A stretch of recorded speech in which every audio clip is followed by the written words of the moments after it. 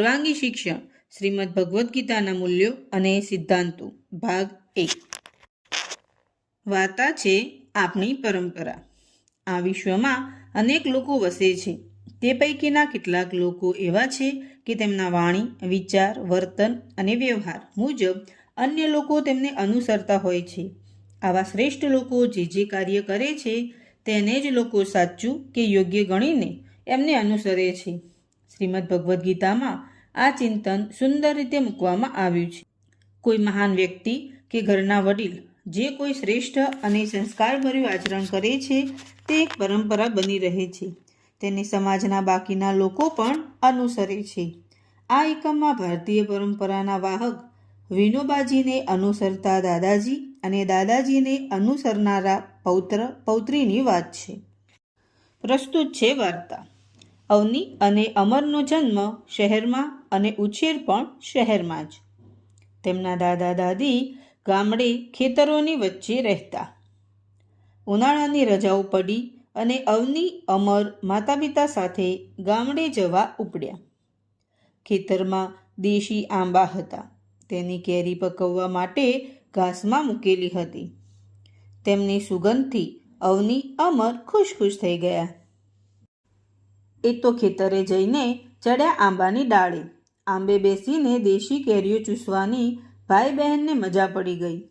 તેમણે જોયું કે નીચેની ડાળીઓ ઉપરની કેરીઓ ઉતારી લેવાયેલી, પણ છેક ઉપરની મોટી ડાળ પર તો કેરીઓ ઝૂલતી હતી। ઉપરની ડાળ પર લટકતી કેરીઓ જોઈ અવનીને પ્રશ્ન થયો, આ ઉપરની ડાળીની કેરી કેમ નહીં ઉતારી હોય? એ તો દાદા જ જાણે, ચાલ જઈને પૂછીએ। દાદા ખુરશીમાં બેસી વિનોબા ભાવેનું પુસ્તક વાંચી રહ્યા હતા। દાદા, પેલા આંબાની ઉપરની ડાળે તો પકવવા મુકાય એવી કેટલી બધી કેરીઓ છે। હા, ધ્યાનથી જો, બધા આંબા ઉપર એમ જ છે।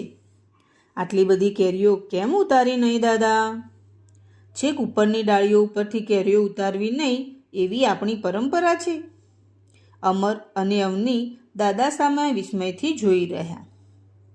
અડધી પડધી કેરીઓને તો પક્ષીઓ ખાઈ ગયા। બસ એટલા માટે આપણને કેરી ભાવે એમ પોપટ, કોયલ, કાબરને ભાવે જ ને। જુઓ, આ વિશે વિનોબાજી શું કહે છે? દાદા, વિનોબાજી એ કોણ? વિનોબાજીને આધુનિક યુગના ઋષિ કહી શકાય। આઝાદીના સમયગાળા દરમિયાન દેશવાસીઓને માર્ગદર્શન આપવામાં તેમનો મોટો ફાળો। વિનોબાજી કહે છે, જ્યાં સુધી હું તુલસીને પાણી ન પાઉં ત્યાં સુધી મારી મા મને ખાવા નહોતી આપતી। ઝાડ પાનની સેવા કર્યા વિના ખાવું નહીં। બાળપણથી જ આ સંસ્કાર મને મા તરફથી મળ્યા। ભોજન કરતાં પહેલાં તુલસીના છોડને પાણી પાવું, ગાય અને કૂતરા માટે કંઈક અલગ રાખવું એ ભારતીય સંસ્કૃતિની કંઈક આપવાની વાત છે। માણસ એકલો નથી, આ વૃક્ષ, વનસ્પતિ છે, પશુ, પંખી છે, એ બધાનોય આપણે જે ખાઈએ પીએ છીએ તેમાં કંઈક ને કંઈક ભાગ છે। આવી ભાવના ભારતીય સંસ્કૃતિમાં છે। વિનોબાજી એક દિવસ સવારે ચાલવા નીકળેલા। ત્યારના ખેડૂત સાથેના સંવાદ પ્રમાણે, અરે, આ પક્ષીઓ ઊભો પાક ખાઈ જાય છે, તારું ધ્યાન છે કે નહીં? અરે ભાઈ, હજુ તો સૂર્યનારાયણ આવી રહ્યા છે, હમણાં થોડો વખત એમને ખાઈ લેવા દો, પછી ઉડાડીશ। આ ધાન પર તેમનોય અધિકાર છે ને?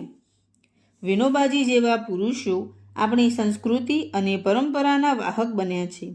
હું પણ તેમની જેમ જ પરંપરાઓને જાળવી રહ્યો છું। અમે પણ જાળવીશું।